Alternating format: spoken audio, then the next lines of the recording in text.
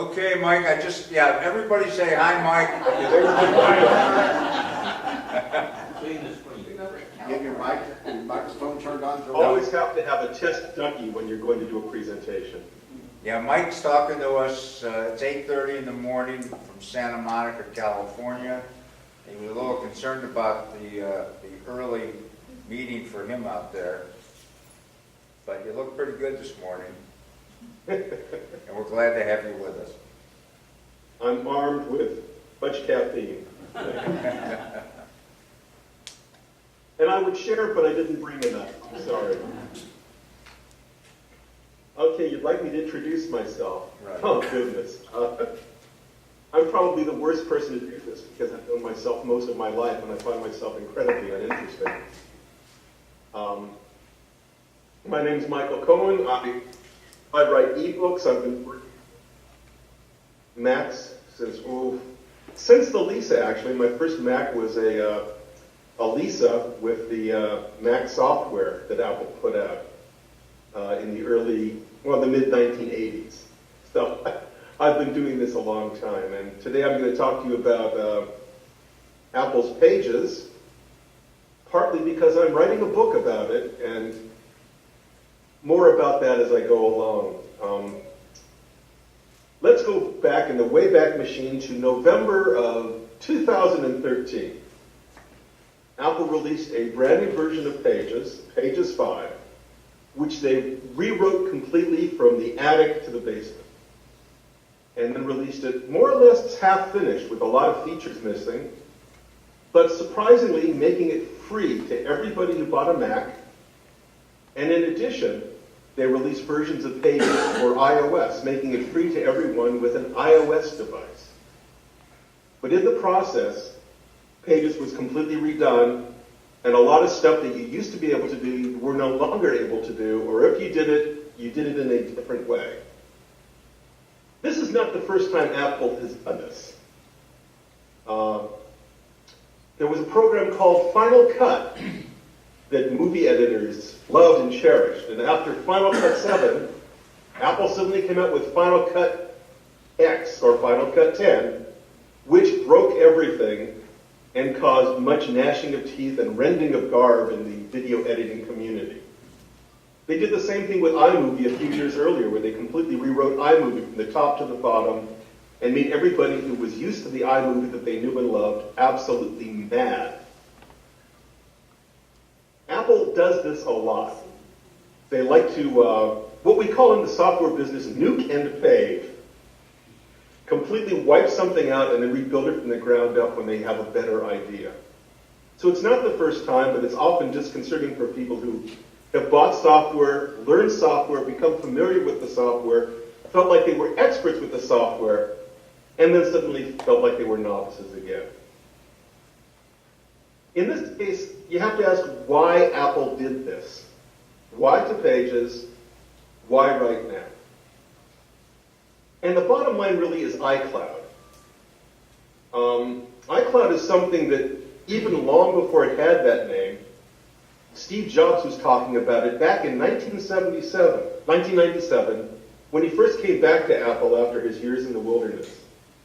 At the first Worldwide Developers Conference he attended after Apple purchased Next, or as some like to think, Next took over Apple, he had an hour-long meeting with the developers in which he talked about a lot of things, but one of the things he talked about was his concept of network computing and how it worked for him at Next, where he didn't have to have a hard disk.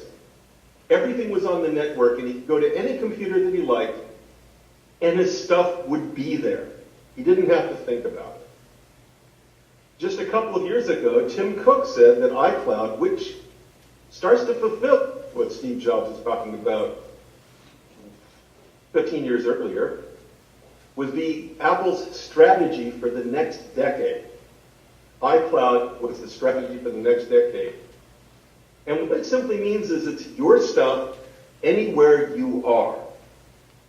If you think, all your stuff is on your Mac, well, if it's in iCloud, it doesn't have to be on your Mac. It's in the cloud. You can go to a different Mac, it's there. And that's what they did with Pages. When you have something in Pages now and you save your documents in iCloud, on your Mac. You can pick up your iPad or your iPhone or your iPod Touch and edit that same document right there. You can even go to a public library that, like you might be in right now, which has a bunch of computers, even Windows computers, and you bring up Internet Explorer, log into your iCloud account, and there are your Pages documents, and you can edit them right there. And it's completely transportable from one device to the other to the other. It's your stuff anywhere. That's a big win. But in order to do that big win, Apple had to completely redesign the file structure of Pages, get rid of a lot of commands that they didn't know how to implement across platforms immediately, and caused, again, a lot of consternation, which is why, if you buy, or actually don't buy, if you just download Pages 5 these days, and you already have the previous version of Pages, the old version remains on your hard disk. You can still edit your old Pages file with the old version of Pages.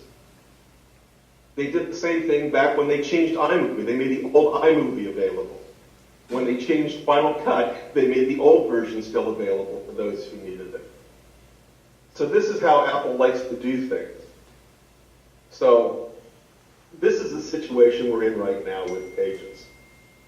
Apple has promised that Pages is going to be incrementally improved over the next year. A lot of features that were missing are going to start dribbling back into the program over the next few months. They've already done that once already since the initial release, and they're probably going to do it again on a month or two basis. So that's what's happening with Pages. It's going to be incrementally improving until eventually you won't need the old Pages 4 anymore. It's Pages 5 will be there ready for you to use.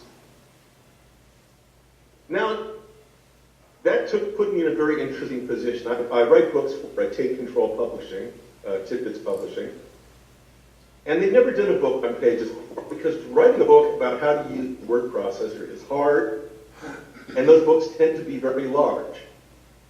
So we decided to take a little bit different approach because we felt that Pages really needed to be addressed. A lot of people had asked for it. So we decided to write something called a pre-book.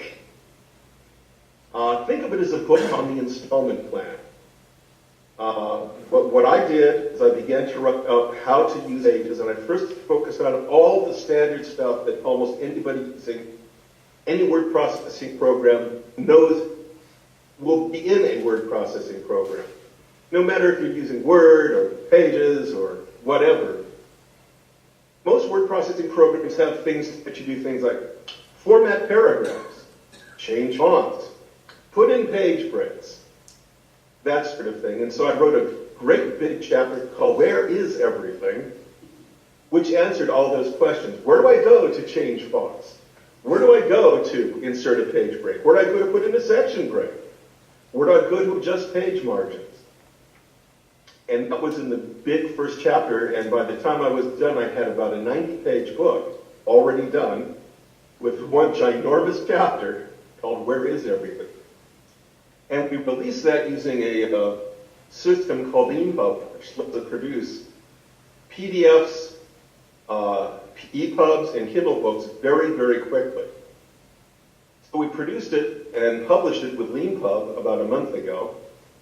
And since then, I've been writing the book on the installment basis. I produced one update which dealt with how to deal with styles and how to manage them. That came out about 3 weeks ago. And then just last week, I came up with another chapter, added into the book, and released a new version of it, which talked about how to do list styles, things like outlines and bulleted lists and hierarchical lists, and how to do things like sections and how to build in tables of contents. And that was the next chapter. So this book of mine, just like Pages itself, is going to be incrementally improved over the next few months as Apple comes out with new features and as I keep producing this book. Anybody who bought the book in the original version, or any version, gets free updates. Every time I produce a new chapter, they get the new book for free. So if you got it at the very beginning, by the time you're done, you may have a book that has been updated 7, 8, or 9 times, always with the latest information. also gave me another opportunity, and that is to actually interact with the people who read the book. Because it's being published incrementally, people can write to me with questions or say, this doesn't work the way you suggested, or I need some help with this or that or the other thing. And I can actually address it in the next update. In fact, the chapter on list styles benefited enormously because of a question a user asked me about how to do things called structured documents. So if I go away, oh, there I am, I'm back. So I was able to completely revise that chapter to address his question and made a much stronger chapter for it. And so that's what I'm doing with the book right now. My next chapter is giving me a few problems, and they're conceptual problems, really, and I actually want to talk about that a little bit because maybe some of you have some suggestions about how I should approach this. It helps that Pages isn't my first rodeo. I've been using word processors, like I said, since the early 1980s. Back then, word processors were remarkably simple and ugly contraptions. They were designed to produce typed text. The whole idea of desktop publishing hadn't been emerged. The idea was it was simpler to use a word processor than type something, but to actually type it on a typewriter and have to erase things with an eraser or with correction tape or correction fluid or something. Instead, you could produce good typed copy. And that was their goal, producing good typewriter copy. In the process, you might have to put control codes in. If anybody's ever used WordStar way back in the day, you put in a special code to turn on bold, you put another code to turn bold off. And it never looked on the screen like what you saw, what you saw when it printed, but that didn't matter. You were at least able to correct the text and get it out. So when MacWrite came out in 1984 and followed by Word within the year, it was a revelation. It was suddenly you could see typefaces and everything else, boldface that looked like boldface, italics that really looked like italics. And we came into the era of what you see is what you get, or WYSIWYG word processing. But whether it was WYSIWYG or whether it was printed output with a daisy wheel or a dot matrix printer didn't matter. The object of these programs was to prepare text that would end up on paper. It would end up on rectangular white things that could be passed around. When you think about the name Pages, that's exactly what the program produces. It produces a sequence of rectangular areas, all equally sized, upon which you put stuff. Words, in the case of Pages, you can also put in charts, you can put in pictures, you can put in graphs, you can put in tables. There's all sorts of things you can add to a page document in that rectangular area or that set of rectangular areas you're producing. But in this chapter I'm writing now, one of the things I have to figure out is how to describe some of the things you can put in and why you would even want to do that.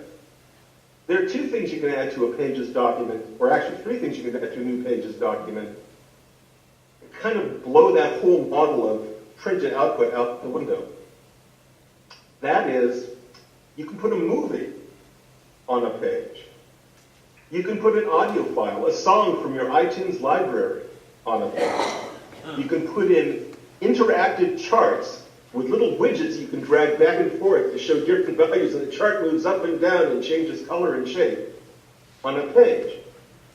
That's fantastic. But how do you print that? How do you print a movie? How do you print an audio file?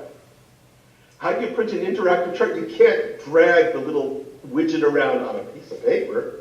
You can't watch a movie on a piece of paper unless you have a projector and you use the paper as a screen. So now we have Pages that produces pages that aren't really designed necessarily for print. Why would you want to do that? And I really don't have a good answer for that right now. And that's partly because there is a missing piece of the iCloud puzzle. With Pages, as currently designed, You can store it in iCloud, and you can go from one machine to another, like I said, and get your document right there. You can also share it with someone else. You can invite people to become co-editors of your document, even if they don't have Macs, even if they don't have an iCloud account. They can open your document in a web browser if you send them the URL, and they can edit your document and see your document, including your interactive charts, and listen to your audio that you stuck on a page, and view your movie that you put on a page. And that's great. But it's a one-to-one thing. You have to invite someone to use it, and then they become an editor, and they can change the document. The missing piece is the ability to share it broadband, to, in a sense, publish it to the rest of the world, where people can look and view and enjoy, but not change it. And they would be doing it on the screen. That would make sense of this whole movie on a page, chart on a page, sound on a page, but it's not part of the Pages paradigm yet. So my question for you really is, why would you want to do this? Can you see any reason, any idea why you would want to put a movie inside of a document you've produced in Pages, when you can't print that movie, and you can only share it with 1 or 2 or 3 people at a time? And that's pretty much all I have to say about that, although I can answer a ton of questions about Pages, because I am as deep into that program as I've been into almost any program. So what I'd really like to do is kind of throw it open to the rest of you, and we can start having a little discussion. Does that make sense? Yes. Would you like to do that? Would you Are like you to totally do that? mystified by what I'm talking about? Okay, why don't we start, we'll throw it out. George, I can't hear anything, so you might need to adjust the volume or something. Yeah. There you are. When you're speaking, I find it better to mute ourselves, mute us.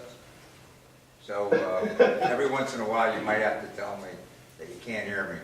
Okay, we had a question? Did I see an arm go up? Yes. Mike McGuire, is Pages, the new Pages, totally compatible with Microsoft Word? If, say, I were to save something in Pages and send it out, could someone using only Microsoft Word on the other end actually pull it up? Or would I have to format it in a doc form in order for that person to read it? If you wanted to share it with somebody, using Microsoft Word, you would have to export it from Pages into Word format. And that's an export command that's on the file menu in Pages. And then anybody using Word could open that document in Word to edit it, but they couldn't open the Pages file directly. Pages, in fact, can export to 3 or 4 different forms. One of those is Word. One of those is plain, ordinary, vanilla text, just text and nothing else. One of those is PDF, which is just like printing it on paper, except it's imaginary paper. And the final version you can export to is EPUB, electronic book format that you can read in iBooks. That, in fact, is the only form that you can export a Pages document in that would preserve an audio file or a movie file. You could stick a movie on a page in Pages, create an ebook, and that movie would be in the ebook on whatever page it happened to end up on. And that's the only place I can think of movies working with Pages outside of Pages itself. But yes, to answer your question, you can get it to anybody using Word if you export it in Word format. Let me just ask you one question. Oh, your voice is gone. I can't. Can you hear me? There you are. Can you hear me? Okay, there you are. No, I'm not there yet. No, You can hear me now.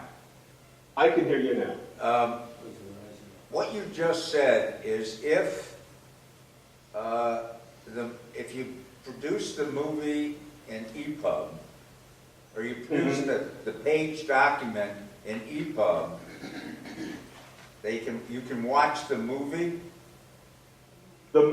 it would produce an ebook that you could open up in iBooks, and that book would contain the text of your document. Stuck a movie on one of the pages, it would be on that page in the book and be playable in the book. So you can embed a movie inside of it with pages. Okay, I'm going to go nuts here with this. That's extremely interesting. So we can play a book on iBook, or play a movie on iBook while we're reading the book. That's right. So the link is hot. It is indeed. Okay. It's in fact part of the book. It's included inside of the book file. Okay. Audio Okay. too. We got some more questions. Jim. Jim Corsica, how does the formatting hold up from Pages to Microsoft Word? Reasonably well. It's probably not 100% perfect. I have never seen an export from one word processing program to another that was perfect. But it's usually pretty darn good. It depends, of course, on how complex you make the formatting. For simple memos and letters, school reports, that sort of thing, you'll probably be just fine. If you've got all sorts of stuff, with special insets and special typefaces, might not work too well if those typefaces aren't available on the other computer, that sort of thing. But generally, you can go back and forth between the two. In fact, you can even do change tracking, if you don't know what that is. If you're used to exchanging documents with other people, you can turn on change tracking so it will keep track of every time you change the document, and you can see who made which changes. That change tracking can actually be included in your Word export. So if you have a Word document that has change tracking, you can import it into Pages and see the change tracking there and vice versa. So it's not perfect, but it's pretty darn good. Marilyn? Back to you. Sound again. Can you hear me now? Not yet. One second. Yes, he can hear you. Can you hear me now? As I can. Okay. Back to your EPUB publishing. We had a class on Monday on Pages on the iPad. And I was showing the group the different formats that you could convert your document into, one being EPUB. And the question was asked, why would you want to do that? For what reason would you want to do it? And one of the things that I thought, well, there are two things that I thought about. One was, I think it would be wonderful for education.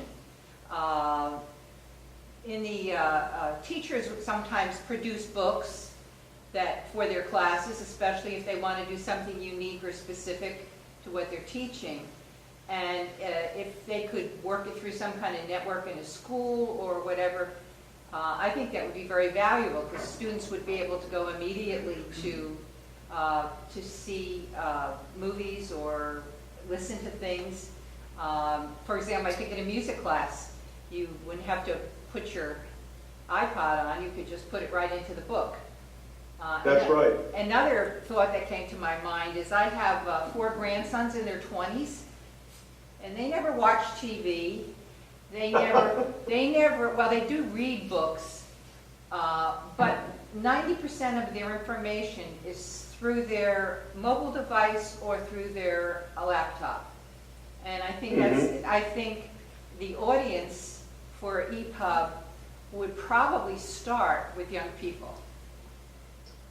I think you're right in that regard. In fact, I think Apple thinks that as well.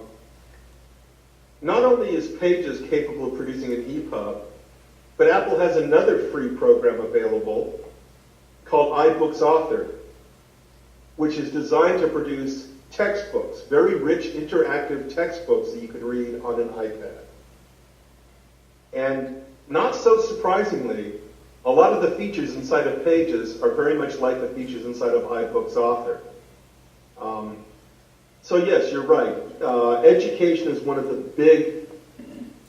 big draws for producing EPUBs, but it's not just education. I can think of a lot of ways that I might want to use an EPUB. It's a very simple way of passing documents around among people that they can read on different devices. When it's an EPUB, you're not necessarily constrained by screen size. If you produce a PDF, what you get in a PDF is an exact image of what the page looks like when it's printed.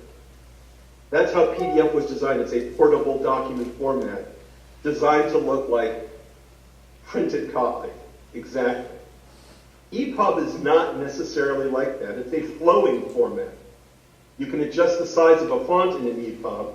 If your eyes aren't too good, you can pop up the font size, and the page breaks start to fall in different places, and the paragraphs break a little differently, but it's all readable because it sees text as a flowing stream.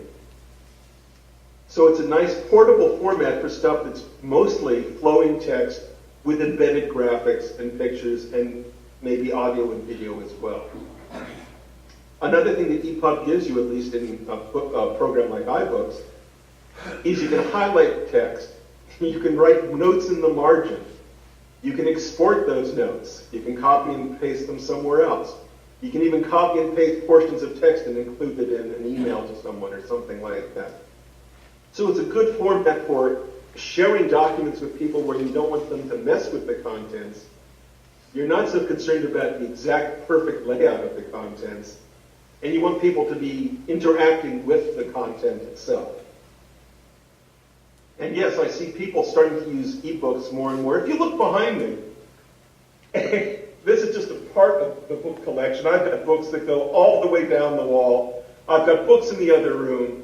I've got a storage unit a couple of blocks from where I live with boxes of books. I love paper and I love books, and I have them everywhere.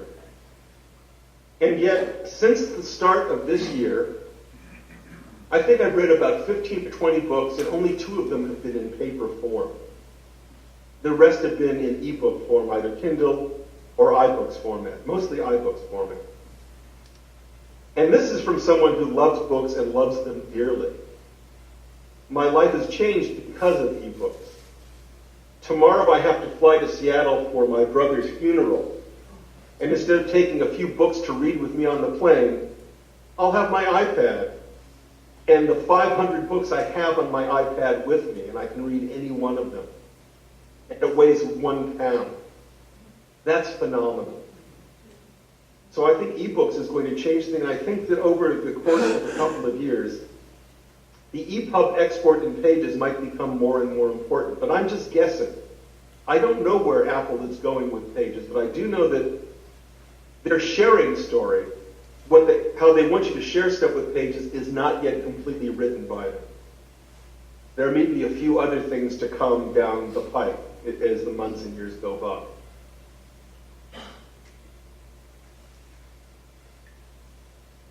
Okay, we got another question here. Hold on. Okay, Jerry. Jerry King, Jerry's our president of the group. one of the Mr. President? Thank you. One of the important things that is not in the new Pages is the ability to merge,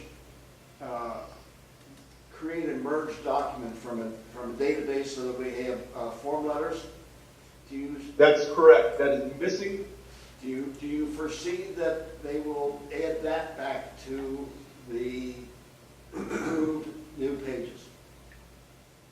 I don't think that they have promised that yet, but that doesn't mean that they won't do it. It's certainly a big feature, and I do know that one of the templates that comes with Pages is an address label template with something like 25 or 30 address labels on a page.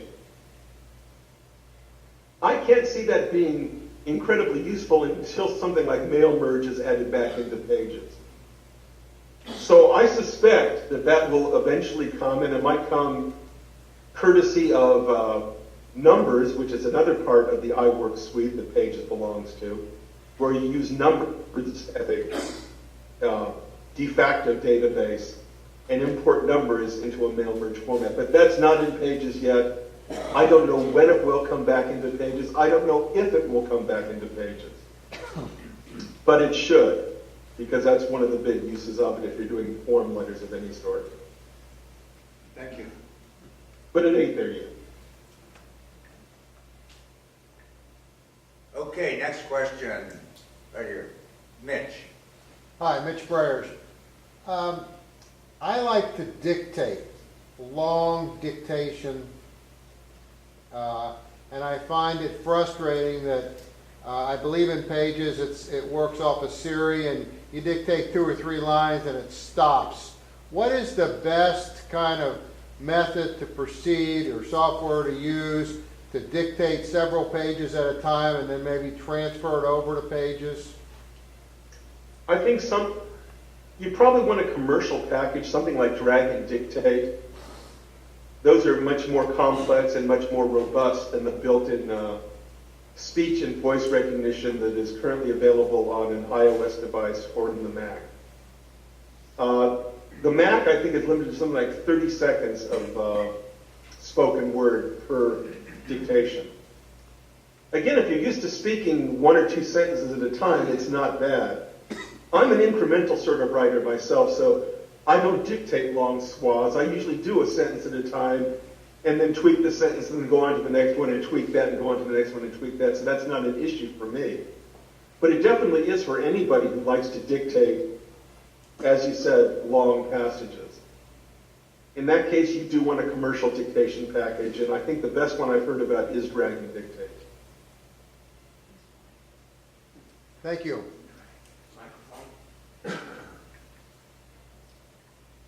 Don? We have another. I have old versions of both Microsoft Office and iWork.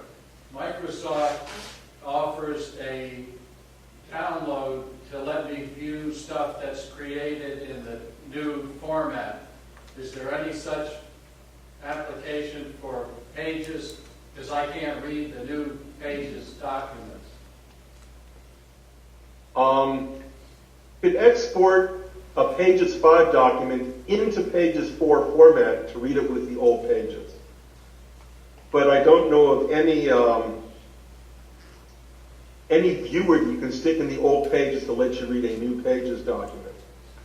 That said, if you have a new Pages document and you have an iCloud account and that Pages document is in iCloud, you can read that new Pages document in your web browser.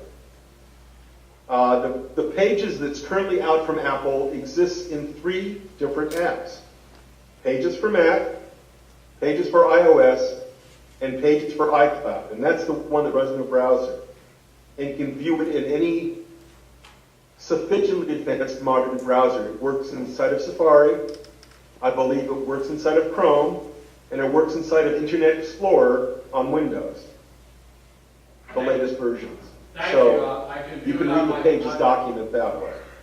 But if you have the new version of Pages, you can export it in Pages 4 format if you need to exchange it with somebody who has the older version only. Thank you. He just said thank you. You're welcome. Bob Kennedy.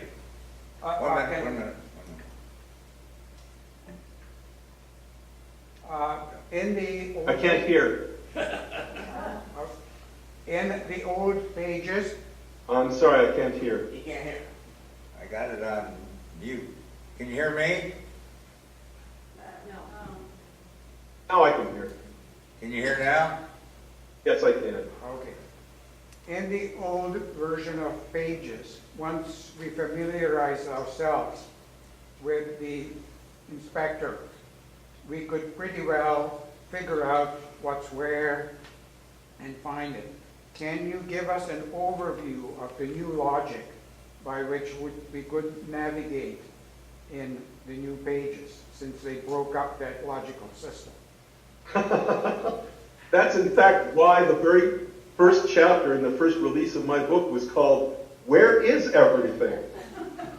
And it's in fact to help you find your way around the new interface in Pages, sort of what they call a gazetteer, if you will, a guide to the various points of interest inside of Pages.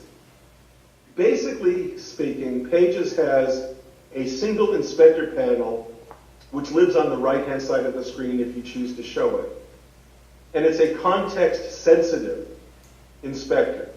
If you put your cursor inside of text, you see the commands for dealing with text formatting and text layout and like that. If you click on something like a graphic object that is stuck into a Pages document, the inspector has all the commands necessary for you to adjust the rotation of that object, its shading, its border, its size, and so on and so forth. So instead of having a bunch of little inspector windows all over your screen like Pages 4 gave you, you have one integrated panel which changes its form and its function depending upon what you have selected. If you've selected text, you're never going to see the commands for formatting objects because it's not relevant to you at the moment. The moment you click on an object, like a circle or an arrow or something you stuck in your document, all that text formatting stuff goes away and your commands for editing the object appear instead. That's the primary way to find yourself around Pages. Select something first and then see what the Format Inspector offers you. Thank you. Does that help? Yeah, that's the kind of summary I was hoping for. Yeah, that helped. Georgia? Georgia Mosier. We're gonna, go ahead. My question, Wait, sound's off again. We need a big red light, George. It needs a little red light or something, George. Two wise men. can you Hold hear on. now? Okay, yes. Can you hear now? Yes. My question is a kind of a broad question on where Apple is going. Since they want a Pages document, or they allow it across all formats. I'm a heavy Finder user with many nested folders and great file management. So when I'm building a Pages document and I suddenly want the Safari icon, I know where it is in my images folder. I have trouble imagining how I'm going to be able to have that functionality for creation on an iOS device. What is Apple thinking? That's a very good question. I'm not sure what Apple's thinking in that regard, but they tend to break stuff up in the iOS world on an application-by-application basis. So, for example, if you have a bunch of graphic objects, those you could probably put in your photo library and they would be available to you in Pages by importing the graphics from there. Same thing with text. You can actually send documents from one application to another if you need to import stuff. But iOS itself is very, very rigidly sandboxed. Every application is its own island. That's partly for security reasons. It's really hard to get a rogue document with a virus into a program if you can't easily move documents back and forth among them. The file system in iOS is not designed for sharing. And again, that's one of the big drawbacks for a lot of people working in iOS. My best advice for Pages is if you're doing a lot of stuff involving creation of multimedia stuff, if it involves dealing with changing a bunch of the styles around and lists around and formats around, do that work on the Mac where you have the full access to all of your files and folders and all the capabilities of the Mac around. And then in iOS is where you go to actually deal with generating the text, writing it, tweaking it, editing it, when you've got the document already more or less kind of created with all the basic features in place. So you do the initial design on the Mac, bring in all your assets there, and then move to iOS. It's not an either-or choice. The outline I wrote actually for this presentation, I started on the sofa a couple of days ago on my iOS device, came to my Mac later that evening, formatted it a little bit more nicely, made it a much nicer looking list, then went back to iOS the next morning. Well, again, I was sitting in bed actually and tweaked the document that way. And it was always available because it was inside of iCloud on all of my devices. George, One second. Okay. Okay. I'm creating things as you suggest. It just sometimes feels like rich, robust Apple applications on my Mac get dumbed down for the iOS world. That's right. That's my editorial comment, but that's not an. Well, I think your editorial found iOS is not as full-featured. The iOS versions of any of the iWorks apps are not as full-featured as they are on the Mac. And then I deal with that a lot in my book, talking about what you can do only on the Mac, what you can do on the Mac and iOS, but not in Pages for iCloud, and so on. As you go from platform to platform, you will see some features not be available. The most full-featured one will always be on the Mac, at least in the foreseeable future. Yep. Yes, Uh, Marilyn.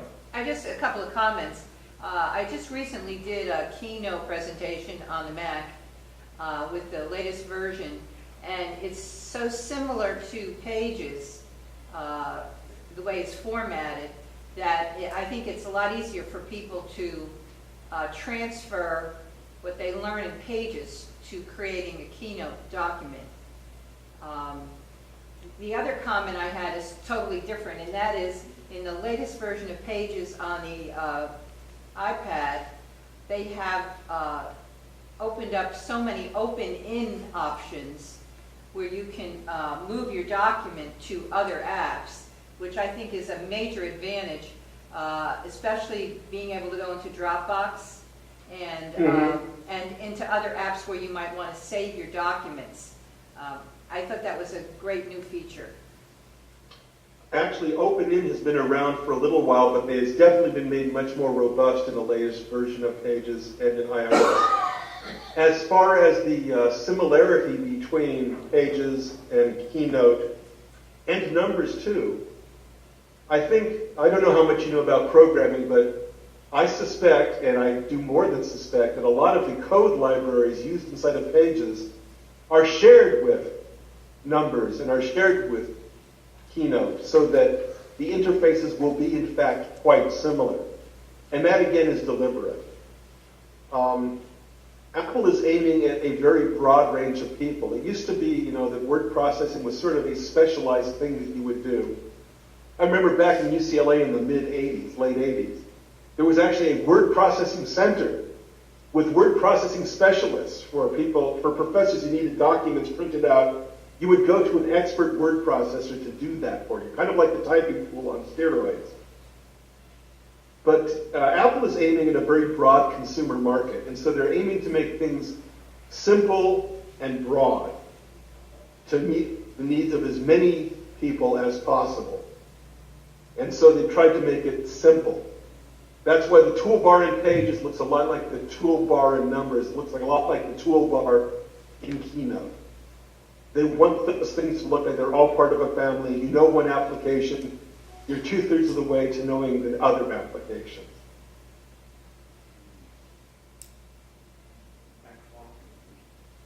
Any more questions?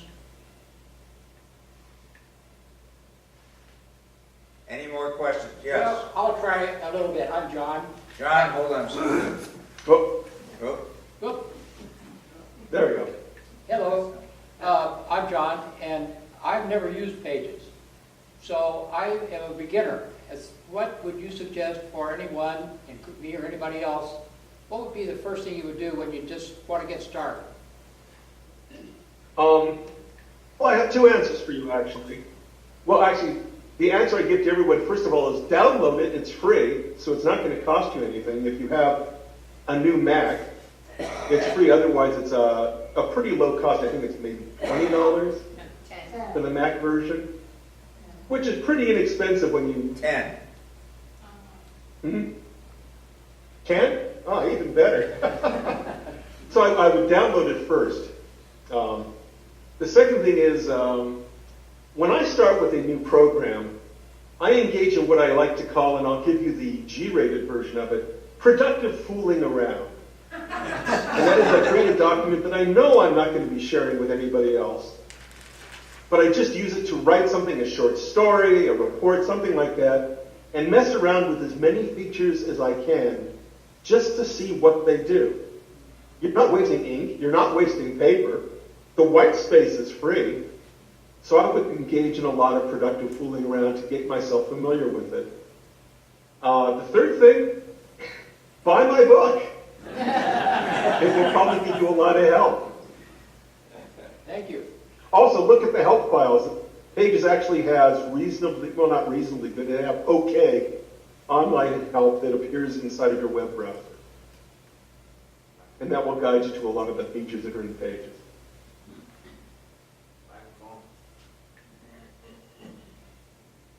Okay, do we have any more questions from the group? Yes. 1 second, let me make sure he can hear you. Yeah, you can hear us. My name Yes, is I can. Bernadette, and I'm new to, This is Bernadette, and she's new. so where do I get your book? Yay. George, you have a link. Yes, yes. Well, one place you can go is to takecontrol.com. And I think there's a link for Pages on the very front page of takecontrol.com, so that's one place to go. Thank you. It's an ebook. It doesn't exist in paper. It exists in PDF or EPUB or Kindle format. Let me say that George has and will send out a link that gives you a 30% discount because you're part of the Nmug group. I think that's correct. Right. Thank you. You're welcome. Okay, Mitch. Do you have any videos embedded in your ebook? I have made not in the Pages ebook, no. Partly because video takes up a huge amount of room. You know, when you're going at 15, 24 frames a second, 1 second of video is like sticking 24 pictures in a book, and that doesn't even include the sound. So video can really bulk up the size of a book, and it's something that I would use very, very rarely. Also because one of our primary output forms is PDF. PDF doesn't do movies. All you can see is a picture of the movie.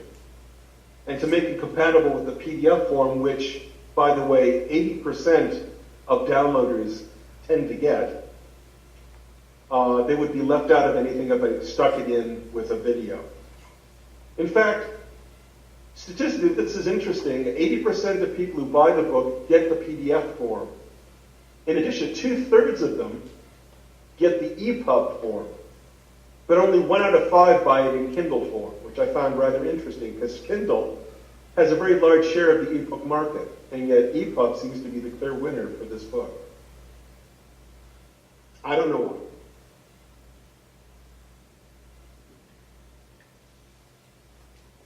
Marilyn? Yeah, I have another question. On the iPad, when you create a document in Pages, that you use a template for, and you put photos from your media browser and so forth in it, you can't email it unless you put it in PDF form because the objects or the images won't carry. They're still on your device. So if you're doing this on your computer, if you're putting photos or things from your media browser into your Pages document, besides putting it as a PDF, is there any other way that you can share it without losing those images? I have not seen that happen. Usually when I stick a picture in a Pages document and I share it with someone else, that person gets the pictures as well. So I'm not sure I understand the problem completely. All right, let me... Because I haven't seen that. Once the media asset is inside of the Pages document, it remains there when you email it to someone else. Okay. It certainly should. Okay, let me tell you my experience. When I was preparing the class, I read in the help menu that if you want to email it, that the pictures from your media browser would not go with it. This is from the iPad. And I tried it, and the pictures did not go with it until I formatted it as a PDF, and then the pictures did go with it when I tried to email it. This was from a template. So it might be unique to the mobile device as opposed to the iMac. That's interesting because the Pages format is designed to be completely cross-device. So if that's what's going on, I have not seen that happen. I will, after this meeting is over, try that out and see if I get the same effect. But I know that I have stuck pictures in a Pages document on my iPad and seen it on my Mac. I haven't done it via email yet, though. And that may be where the problem lies, if you're sharing it via email. Yes, that was the case. Did I see another hand? Any other questions?